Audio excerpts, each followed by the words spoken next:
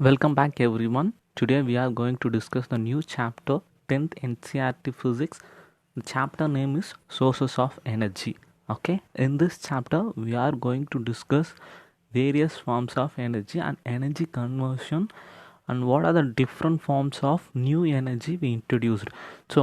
What are the different energy means? Solar energy, wind energy, tidal energy, wave energy, geothermal energy, and these are the different forms. We are going to study these topics in this chapter. Okay, let me learn the first definition of this chapter. It's a very interesting thing. We studied this in lower classes also. The definition for energy: the energy can be neither created nor destroyed, but it can be transferred from one form to another form. The meaning of this definition is we can't able to create the energy and we can't able to destroy the energy, but we can easily transfer it from one form to another form. Let me consider an example. If I have a rubber ball at a certain height, so the ball possesses an potential energy. If I drop the ball, what happens? The stored potential energy is converted into the kinetic energy. When the ball reaches the ground, what happens? Definitely it produces a sound. So the energy conversion in this process are stored potential energy is converted into the kinetic energy and then sound energy. Okay, if we consider this as an reaction, so this side potential energy is converted into sound energy and kinetic energy. Is there any possible to reverse the reaction? Means it is impossible. We can't able to get back the potential energy by using the sound and kinetic energy. Okay, let me take on one more example also.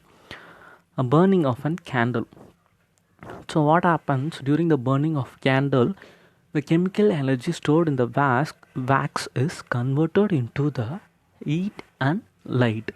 Okay, so similarly, the same process, wax this side and heat and light that side. We can't able to reverse the reaction. Okay, so these are the two examples given in your textbook, and one more example also. Hot water. If I have a cup of hot water placed in a room, after some times what happens? The hot water is liberated into the environment and the cup of hot water is turned into a normal temperature. Is there any possible to get back the heat once again in the tumbler? It's an impossible thing. Okay, these are the different examples for the energy conversion. So one more thing is given in your book is energy crisis. What does crisis means? Scarcity or deficiency of energy.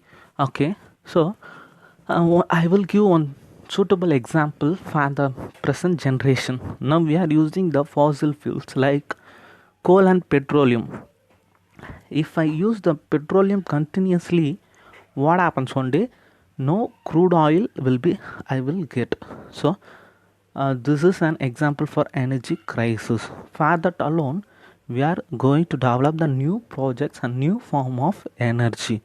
Okay, next topic is what is a good source of energy. So which one I call a good source?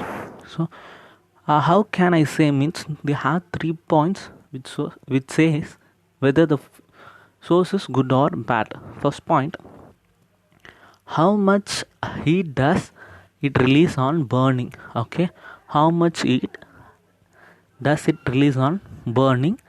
So for that example, so I have a two fuel, one is wood and another one is a coal.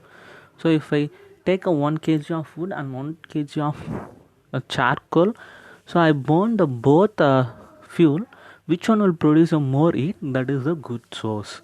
So definitely charcoal will produce a more amount of heat, so good fuel is charcoal. Next one, does it produce a lot of smoke? So smoke is a output, it's cause a pollution, so it's a bad thing. Which fuel produce more smoke is a bad fuel. Okay, last point, it's easily available. Say let us consider the two situations. Now one person in the forest and another one is in the city.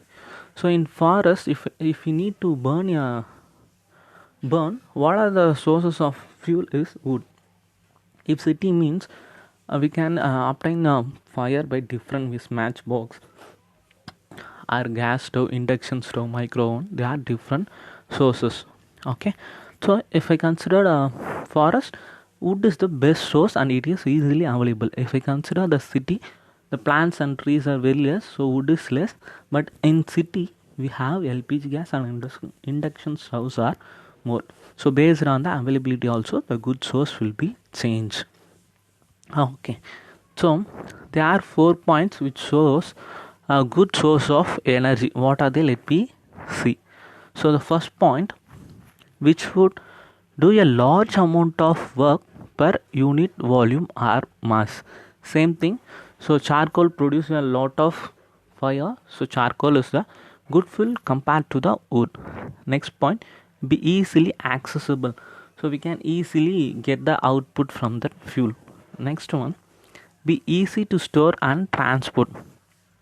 So we can store easily and we can easily transport. Last point, perhaps most importantly, be economically. So the cost of the fuel must be very low. These are the important things for the good source of fuel given in your textbook.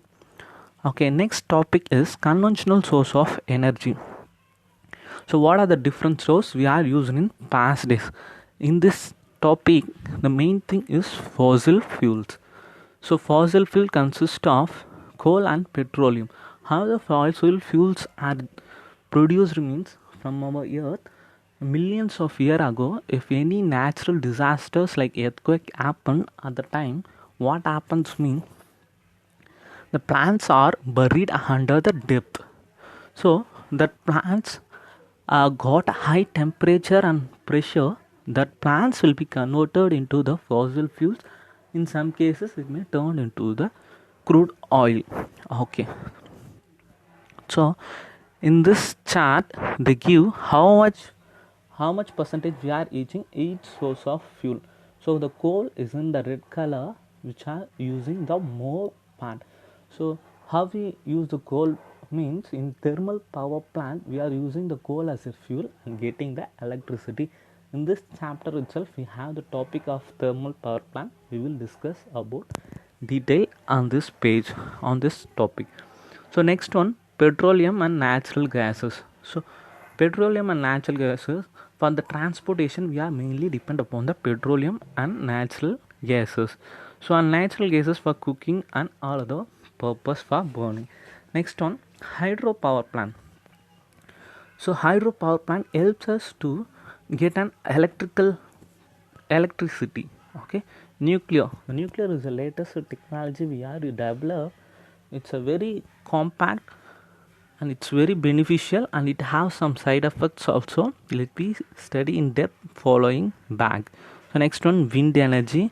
By using the wind we can get an electricity. These topics we are going to cover detail. Okay, so fossil fuels, let me learn something about fossil fuels. So fossil fuels are woods and coal and the petroleum products. Okay, is this good for our society or bad? Means both good and bad things are present in the fossil fuels. Fossil fuels plays a major role in the power production and the transport. So in thermal power plants we are using the coal as a fuel. For transport we are using the petrol and diesel. So this plays a major role in our modern environmental. And what are the drawbacks of the fossil fuels means while burning the fossil fuels, these produce an oxides of carbon, nitrogen and sulfur. Okay, so this question repeatedly they are asking, what are the oxides we are getting when burning the fossil fuels? This is the answer. So the oxides of carbon, nitrogen and sulfur, these are very harmful and it causes an acid rain too. Okay, so what are the drawbacks of acid rain? It reduces the fertility of the soil.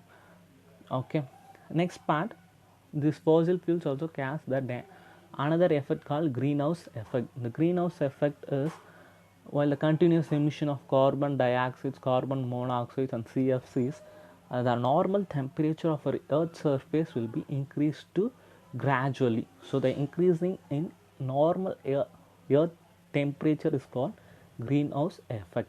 Okay, so these are the things we are discussed now.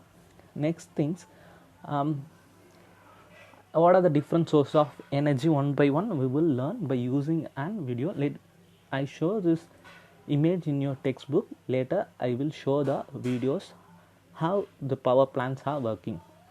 So first one is thermal power plant, next one hydro power plant, so by using the dam, next one biomass. So these are the different source. Let me learn the I'm going to show one video. This will help us to understand how the thermal power plant will work. Let me see.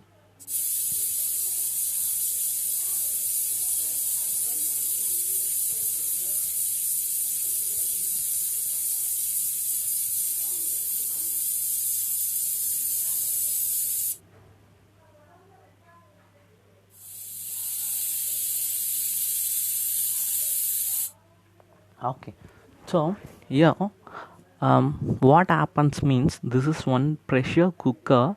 When we inputted an heat energy, what happens, and it produces some pressurized stream. So if we put water and started heating the pressure cooker, it produces steam with the high pressure. That steam is injected into that one nozzle. So when it injected, what happens to that blades? The blades started to rotate. So second time, what, see here, he connected one device. This device is called a generator. Okay, so if this turbine start rotates, this generator also rotating. Okay, both are connected. In technically we call both are coupled. So if the turbine starts rotating, generator also rotating. When the generator rotates, automatically electricity produced. See the video. If the turbine rotates, generator also rotates. During the time, automatically the LED bulb glows.